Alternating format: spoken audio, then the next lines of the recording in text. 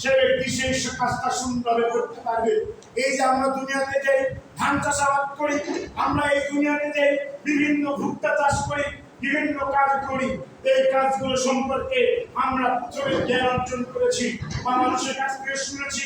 ধান কিভাবে চাষ করতে হয়, মেশিন চালাতে হয় কিভাবে, খেতে ওষুধ দিতে হয় কিভাবে, এই সিমের গাছ লাগাতে হয় কিভাবে, লাউ গাছ লাগাতে হয় কিভাবে, এই সম্পর্কে মানুষের কাছ থেকে জ্ঞান অর্জন করেছি, শুনেছি। এরপরে না আমরা খেতে গিয়ে চাষ করে এগুলো আমরা রোপণ করেছি।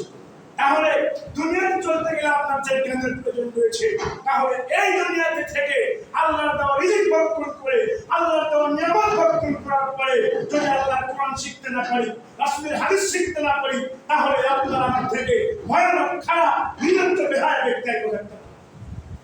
কারণ আল্লাহ সুবহানাহু ওয়া তাআলা আপনাকে আমাকে জানিয়ে দিয়েছেন যে আপনাকে আমাকে আল্লাহর জ্ঞান অর্জন করতে হবে, দিনের জ্ঞান অর্জন করতে হবে, আল্লাহর জ্ঞান অর্জন করতে হবে। আমরা মানুষ আজকে এই জুমার দিনকেও আমরা গুরুত্ব শিখি না। আজকে আমরা এমন ভাবে দুনিয়ার পিছনে পড়ে গিয়েছি, দুনিয়াকে এমন ভাবে আমরা আঁকড়ে ধরেছি যে আখিরাতে জাহান্নাম রয়েছে, জান্নাত রয়েছে, ফুলসিরাত রয়েছে, শাস্তি রয়েছে, সব কিছু ভুলে গিয়েছি।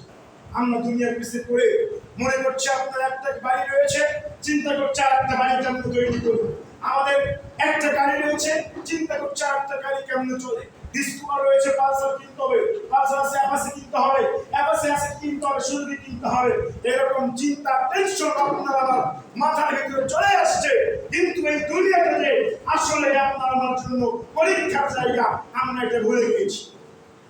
যদি আমরা মনে করতাম দুনিয়াটা পরীক্ষার জায়গা, এর পরবর্তীতে পরকালীন একটা জীবন রয়েছে, আখিরাতের জীবন রয়েছে, সেই জীবনটা যে আমাদেরকে বিচারের সম্মুখীন হতে হবে, সেই সময়ে আমাদেরকে এই দুনিয়াতে আমরা যে কথাগুলো বলছি, যে কাজগুলো করছি, এই কাজগুলোর প্রত্যেকটার হিসাব আল্লাহ রাব্বুল আলামিনের কাছে দিতে হবে। কারণ আল্লাহ তাআলা বলছেন যে আপনি আমি যেই কাজটা করি না কেন, বলতে চাই যে যদি আমরা হাত দিয়ে কাজ করি, চোখ দিয়ে কোনো কাজ করি, খারাপ কাজ করি আর ভালো কাজ করি, মুখ দিয়ে মানুষকে অবাদ দিলাম, ভালো করলাম বা খারাপ করলাম, আমরা যেটাই করি না কেন, আল্লাহ তাআলা বলছেন সেই দিন কিয়ামতের দিন যে প্রত্যেকটা অঙ্গ প্রত্যঙ্গ, আপনার যে হাত আমাকে দেওয়া হয়েছে, এই হাত, এই হাতের চামড়া, এই মুখ, এই গাল, এই চোখ, এই সব কিছুই আপনার আমার ভালো এবং মন্দের যাবতীয় যত প্রকার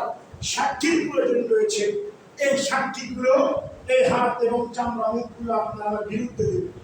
যদি আজকে আমি কোন ভাইয়ের গাছ থেকে একটা আম পেড়ে খাই, যদি কোনো ব্যক্তির জমিন থেকে একটা বেগুন উঠে নিয়ে আসি, যদি কোনো ব্যক্তির জমিন থেকে একটা ভুট্টা নিয়ে আসি, তাহলে এটা চুরির অন্তর্ভুক্ত না করে নিয়ে আসি।